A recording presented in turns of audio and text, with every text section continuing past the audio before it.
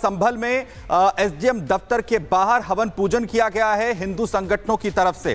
तस्वीरें आप देखिए जहां पर उत्तर प्रदेश के संभल में हवन पूजन करते हुए नजर आए हैं हिंदू संगठन के लोग। अखिल भारतीय हिंदू महासभा से जुड़े ये लोग जो संभल में जामा मस्जिद को विवादित स्थल बताकर पूजा की यहां पर मांग कर रहे हैं। ये लोग पूजा करने जा रहे थे, लेकिन सभी लोगों को एसडीएम दफ्तर के बाहर ही रोक लिया गया, जिसके बाद दफ्तर के बाहर ही जो पूजा अर्चना है, जो हवन है, वो हिंदू संगठन के लोगों की तरफ से किया गया है।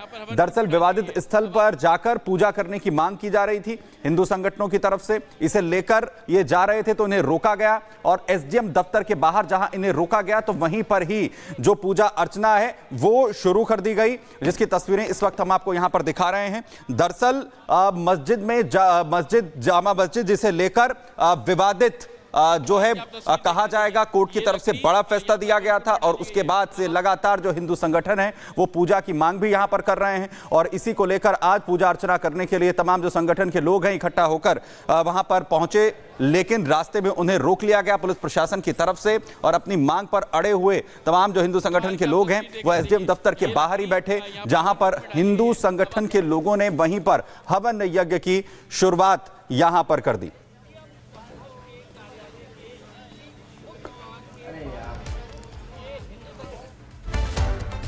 और होली देश भर में धूमधाम से मनाई जाती है, तो प्रशासन के लिए चुनौतियां भी बहुत हैं, क्योंकि रमजान का दूसरा जुमा 14 मार्च को है और इस दिन होली भी है।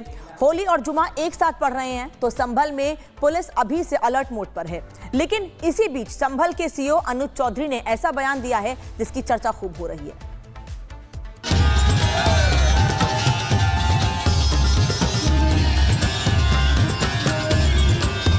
मैं तो चाहता हूँ सब मिलकर होली खेलो, मेरे भी रंग डाल लो, मैं तुम्हारा डाल लूंगा, ठीक है?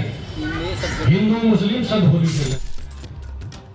संभल के सीईओ अनुज चौधरी कहते हैं कि तुम हमारे रंग डालो, हम तुम्हारे रंग डालें।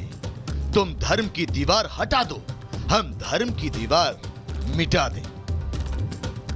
तो मेरा स्पष्ट संदेश ये है, जिस भाई को होली खेलनी हो उस दिन वो बाहर निकले और जिसमें कैपेसिटी हो रंग खेलने की, जिसका बड़ा मन हो वो बाहर निकले, नहीं तो अनावश्यक कोई भी आदमी बाहर ना निकले, अपने बच्चों के साथ रहे, अपने घर में नमाज पढ़े, क्योंकि घर में भी तो पढ़ते हैं। कोरोना टाइम में घर में नहीं पढ़ी, सबने पढ़ी है।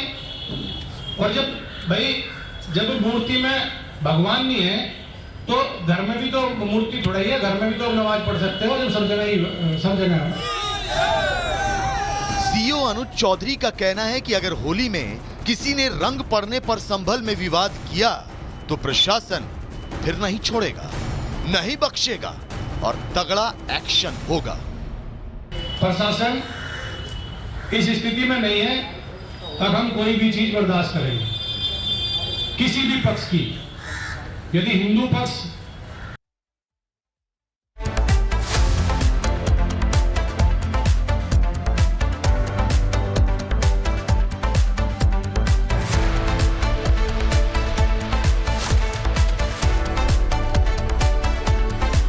संभल में होली को लेकर तैयारियां पूरी हैं। वहीं दूसरी ओर साफ कह दिया गया है सीओ की ओर से भी, जो होली नहीं खेलना चाहता है घर से बाहर ना निकले। प्रधानमंत्री मोदी क्या कह रहे हैं पहले सुन लेते हैं, फिर आगे खबरें बताएंगे आपको। दवाई में दम, दाम कम, दवाई में दम।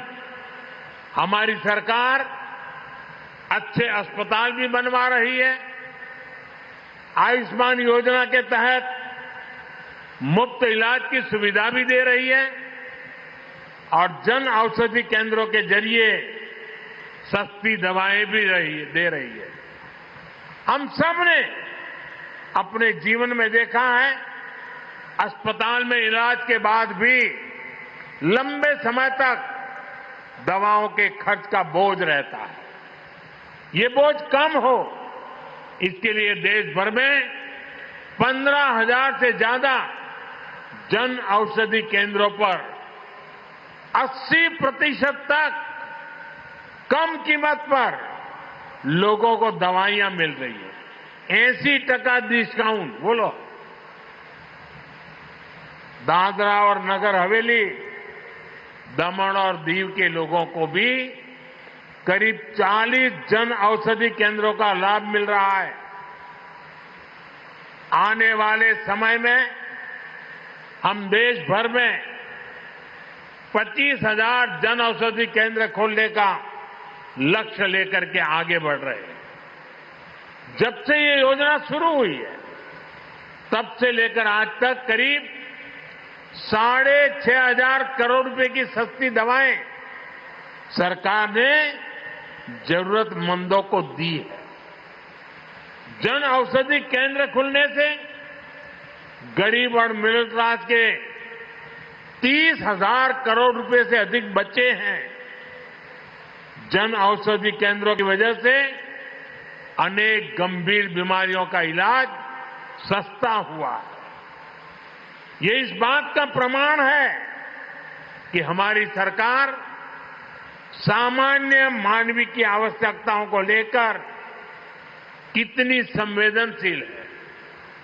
साथियों, स्वास्थ्य से जुड़े इन महत्वपूर्ण विषयों के साथ ही मैं एक और अहम विषय उठाना रहा हूं।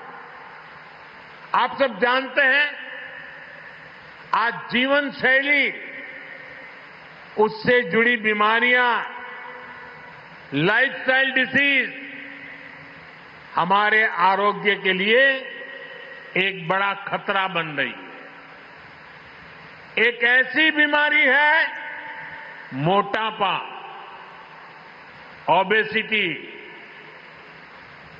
एक कुर्सी पर बैठ भी नहीं सकते। આજુબાજુ જોવાનું નહીં હો। આ નહીં તો પછી મેં કહ્યું એટલે બધા આજુબાજુ જોતે કે મારી બાજુમાં વધારે વજનવાળા કોણ બેઠા છે।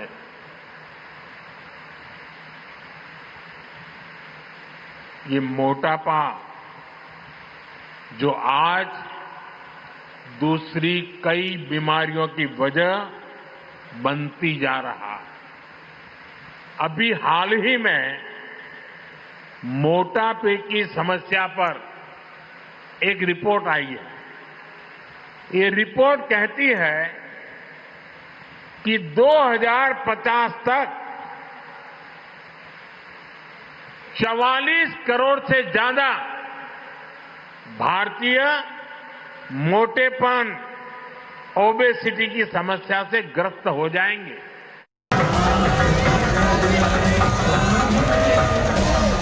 अब तो बारी इसी ब्रजभूमि की है। मथुरा, वृंदावन, बरसाना, गोकुल, नंदगांव, गोवर्धन, बलदेव। विकास के लिए पैसे की कोई सीमा नहीं।